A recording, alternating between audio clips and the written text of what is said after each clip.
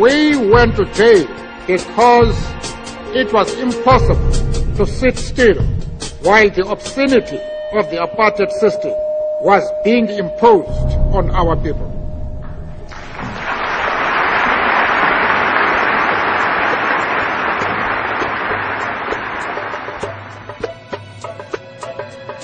The United States is seen, quite correctly, as being the sole supporter of Israel, and that Israel would not be able to do what it is doing without American green light. The U.S.-Israeli relationship is really unique on Capitol Hill. In my 22 years that I served there was never a moment when there was really a debate about U.S. policy in the Middle East.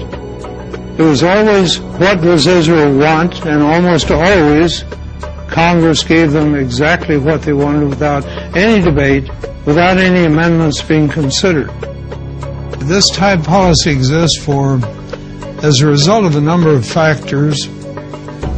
First of all, there is the U.S. lobby for Israel, AIPAC, American-Israeli Public Affairs Committee. It has a multi-million-dollar budget. It has a highly professional group of people working on Capitol Hill. They know the legislative process, they know the personalities, and therefore advance what's best for the state of Israel. Congress seems to think that if you oppose what Israel wants, you'll be defeated in the next election.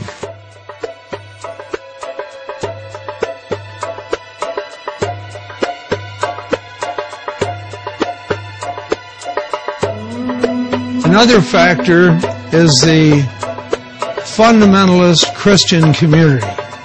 Fundamentalists are often represented by the televangelists that are on TV. They believe that a strong Israel is a part of God's plan. They believe that the day will come when a battle will occur in the plain of Armageddon in the Middle East. There will be the forces of truth and righteousness on one side, forces of evil on the other side. And in that struggle, the Christian forces, led by the second coming of Jesus Christ, will prevail. All of the Jews will be either destroyed or converted instantly to Christianity.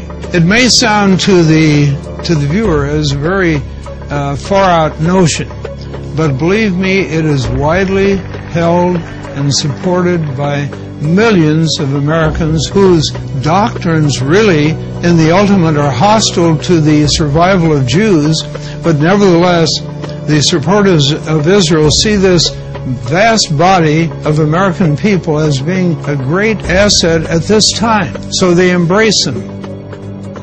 And Mr. Robertson, who said, I had a vision from God that we have to support Israel. And no matter what happens and what they do, this is the will of God because they're God's chosen people.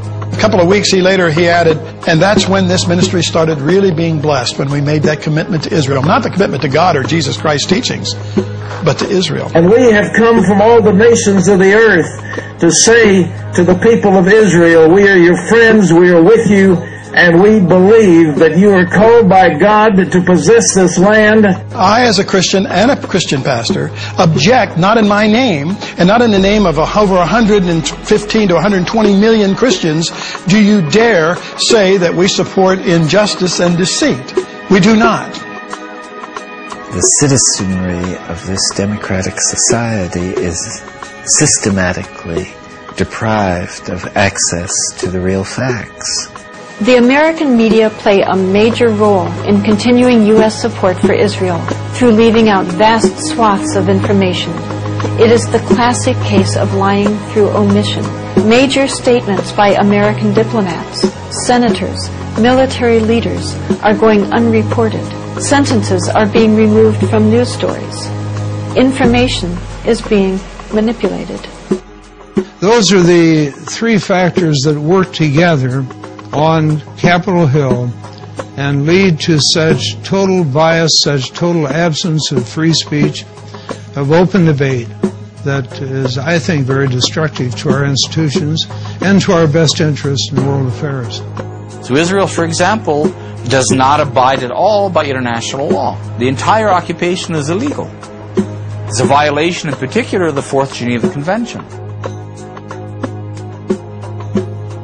by the rules of the Fourth Geneva Convention, you're not allowed to build settlements, you're not allowed to build roads, you're not allowed to expropriate land, you're not allowed to deport people, you're not allowed to restrict their freedom of movement, you're not allowed to harm their economy, you're not allowed to make them unemployed and impoverished.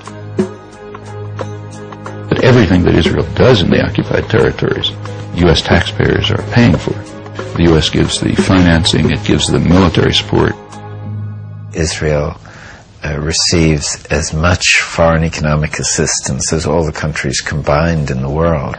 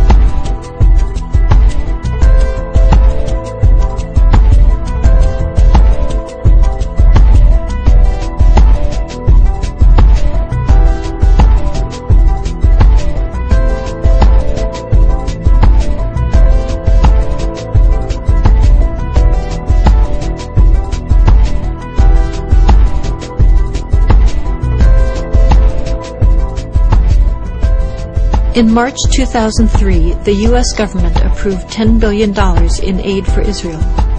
At the same time, it withheld a $3.5 billion grant to upgrade the training of first responders, those who would be first to respond to a terrorist attack.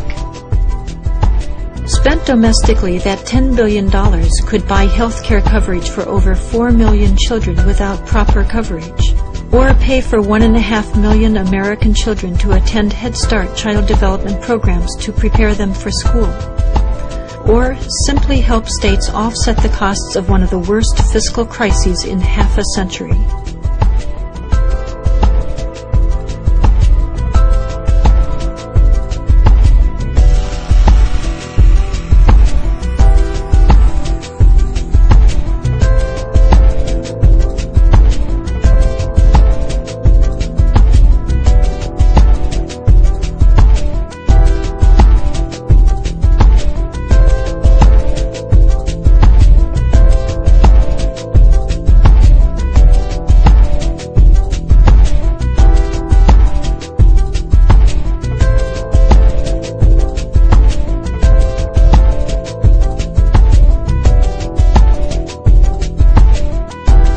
One of the reasons that the American commitment to Israel is so strong, that it's not only reflecting the impact of well-organized pro-Israeli lobbies, but it also represents the views of the Pentagon that sees Israel now as an indispensable strategic ally in the effort to control and exert influence throughout the region.